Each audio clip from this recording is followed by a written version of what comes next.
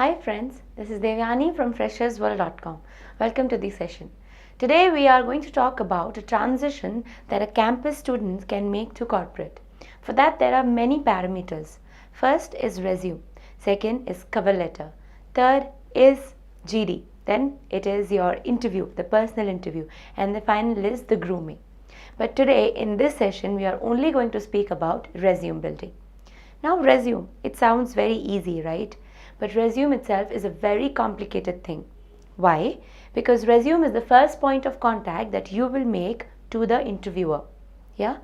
Now, since it is technically advanced and technologically advanced, resume is one thing that you can send through online as well. So now, what about the online resume and the resume that you carry in papers? Don't worry, they are same. So don't worry about whatever you send and whatever you carry in an interview. Both could be the same thing. Today we'll be talking about the resume format and what and all go in resume. To start with, I'll be only talking about the freshers who have never ever experienced in work industry or any field for that matter. So how the resume will look for them. And then I'll come down for the people who have already have an work experience in a company or in an industry. So what is the difference between both these resumes? So to start with, I'll talk about the freshers. Yes.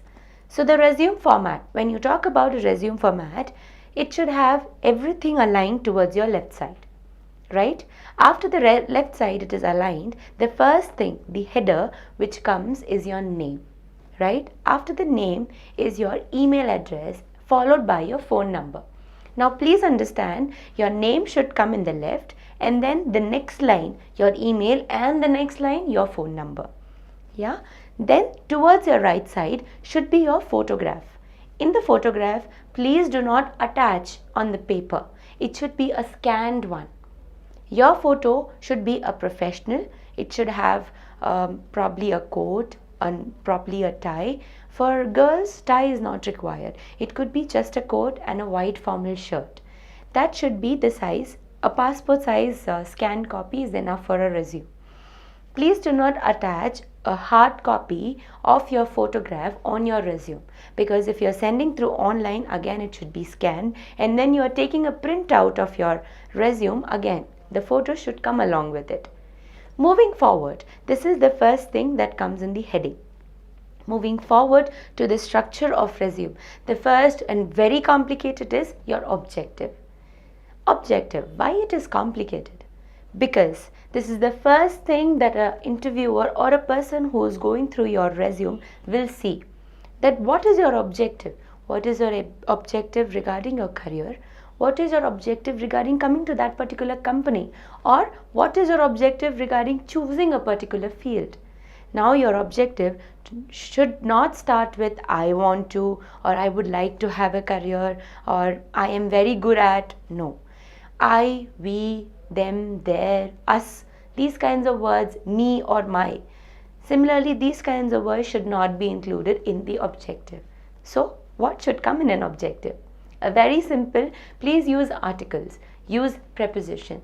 Now, what are these? Now, to start with, the objective could be seeking a position in. Yeah, or to seek a position in. So these are certain standardized format that you can use during an objective. Please do not use, again, please do not use I, my, me, my skills, my career. No. To seek an opportunity in an organization which provides an ample opportunity to exhibit the skills, right? So it's a very standardized format, and please do not use the same thing that what I said, because the objective could be different for different people. So what is your objective? For my suggestion is, please formulate around 3 to 4 objectives and then formulate a one out of all these, so that you can get an idea that what exactly do you want. It's a very rigorous exercise, so which would require around 1 hour, say 2 hours, to just formulate a very beautiful objective which would impress an interviewer. Now, the formulation of objective should be such that it should have a backup. Now, what is a backup? Now, for freshers, the backup would be the project that they have handled, the kind of exposure that they have got during the college days or during the internship that they have done. So these are the backups for them. Now what they have learned out of those internship or the projects and so on and so forth, whatever they have learned should come in the objective that they were interested in. For say they were interested in marketing, to seek a position in marketing field, right, could be an objective.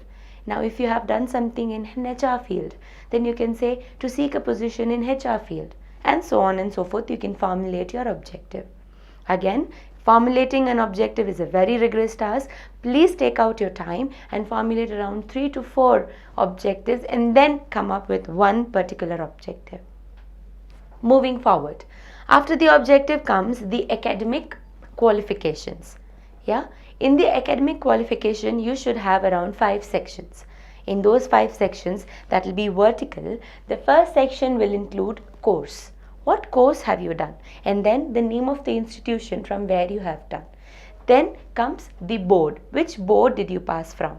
After that comes your percentage. Which percentage? So around 4 sections are enough for that matter, for our freshers to come in. So the first, which says the course which will fill a bachelor's degree or a master's degree, then your PUC second level, and then SSLC, that is 10th standard. So if you have done an MBA, that should be coming the first one. So it has to be in a decreasing order, the highest qualification to your lowest qualification. For example, if you have done MBA, please write MBA. Then what institution have you done from? XYZ.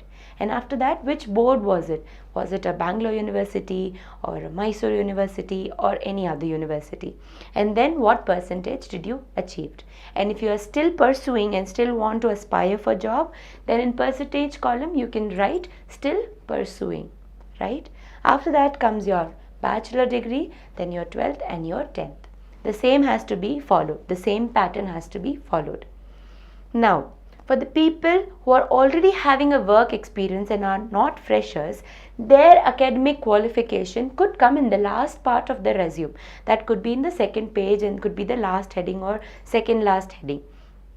But for the people or for the freshers who are just coming out and going for a corporate interview, their academic qualification are required at the second. Why? Because the person who is viewing your resume will be more interested in what you are done and what are your qualification with respect to academics, right? Moving forward from academics comes your project. Whatever projects you have done.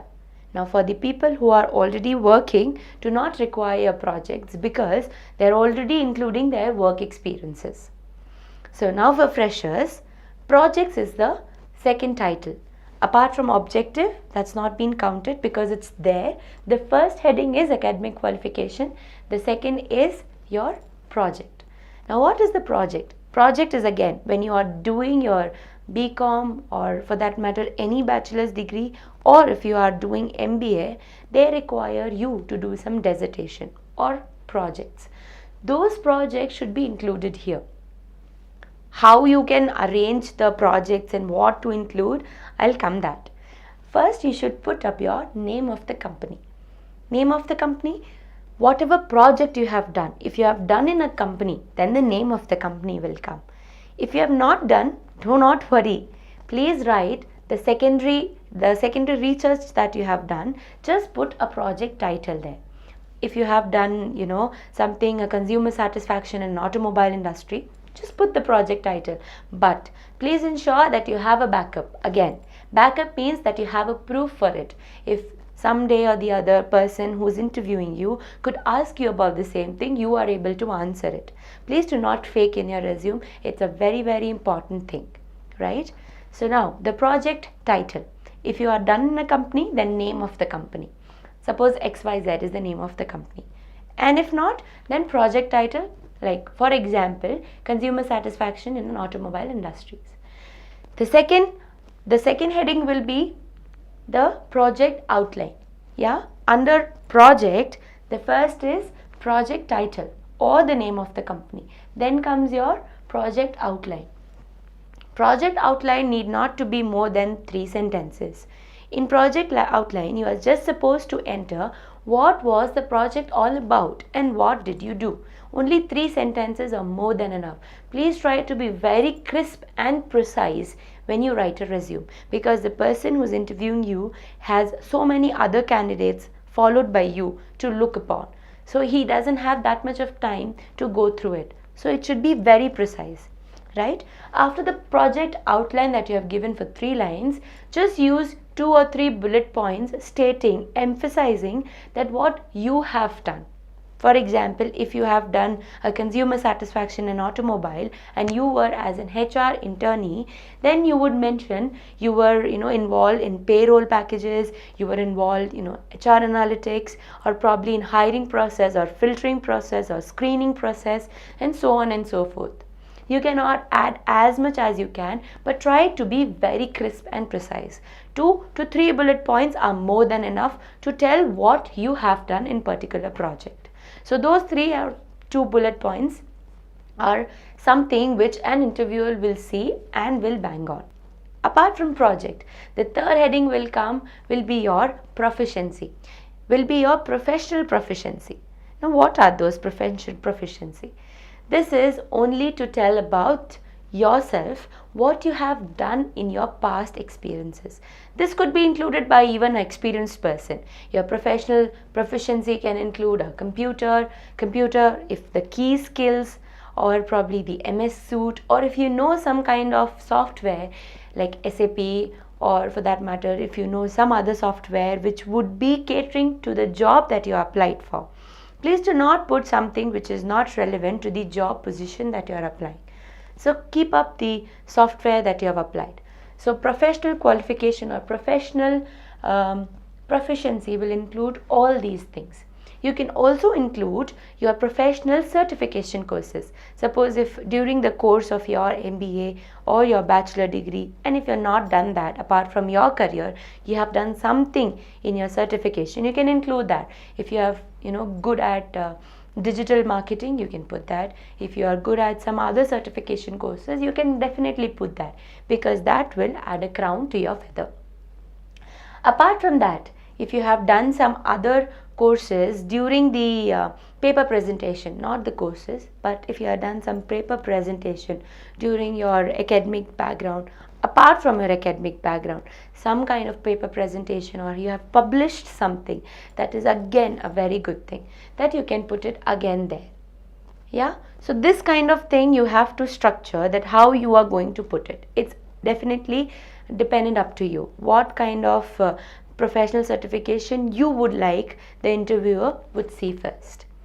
Now moving on from that, you are supposed to put up your accolades. Now what are these? The achievements that you have done. Whatever achievements that you have done in your past career or in your past academic career, whatever it is. But please ensure that again you have a backup for it. You can speak on it. You have something called as certificate, or you have some letter over it, something to show off that yes, you have done those things. It could be related to your hobbies as well. The achievement need not to be related to what you are applying for, but it could be you have represented your school or your college or anything in your state, something, yeah, in probably basketball or hockey or cricket. Even these kinds of things could be included as an achievement. Apart from that, again, if you have done some achievement in some other fields, or you have represented yourself in some field which is relevant to your industry, again you can put all these as a reference in the key achievement. So probably till here there are no doubts, but please ensure they are very, very critical. Each heading is very critical, and you have to understand that what exactly to keep in. If you are keeping something which you are unaware of, then the interview is gone. Or in fact, even the online, if you have sent your resume through online basis, the person, when you've been called by your flashy and very glamorous resume, but you're not able to answer, again, you won't be able to proceed for the interview or for the position that you applied for. Moving forward after that, it's very easy. It's your personal skills. After talking about your professional proficiency, it's really important to talk about your personal skills. Now, personal skills should include something like a good listener, right? Please do not write something like, I am something this. Do not frame a sentence. Personal skills should be very short and precise. You should have again 4 to 5 bullet points.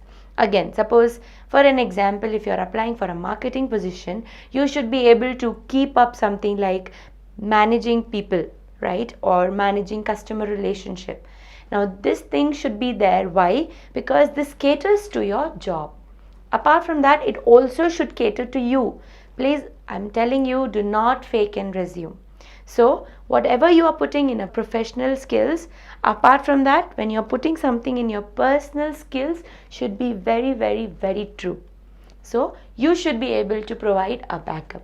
The backup again goes to whatever you have done during your academics or your professional background. So these kinds of bullet points you can put it. Managing customer relationship, quick learner, good leadership quality, something like these will look the resume that you're presenting will look very nice. Apart from your personal skills, when you are done with your personal skill, there is nothing to put on. There will be only your personal dossier, that is your details, very personal details. In those personal details, you can put your date of birth, you can put your address if required, otherwise address I generally skip. Your date of birth, apart from that, your language proficiency. What kind of language can you speak? It could be English, Hindi, Malayalam, Telugu, Tamil, whatever you know. So you can differentiate in language proficiency as read and write. Whatever you can read, you please mention, and whatever you can write, please mention. Apart from your linguistic proficiency, then you have to mention your Twitter account or your LinkedIn account, which is more than enough. If you want to put a nationality, it's okay. But nationality is not required when you are applying within your country. If you are applying within India, nationality is not required. If you are sending a resume outside, then definitely nationality would be required.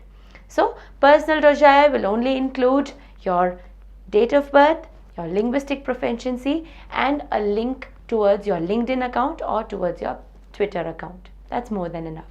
And at the end, you are going to put a footer telling that you hereby declare that all the information in the resume is true to your knowledge. And then you are supposed to put your place, date, and your signature on the resume.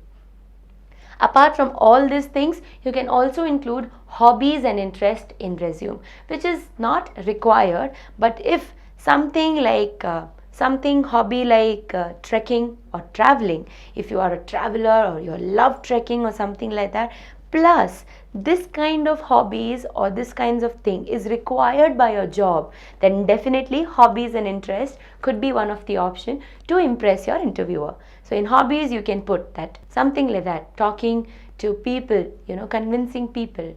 So something like that you can put in your hobbies. But if you are not interested in any of these, then please do not put hobbies and interest as in your resume, right? So I think from top to bottom, I have explained you about the resume. There are many more things coming on your way, that how you can transit yourself from a campus boy or a girl to a corporate man and a woman. So please stay tuned for more information. I'll be right back here. Thank you.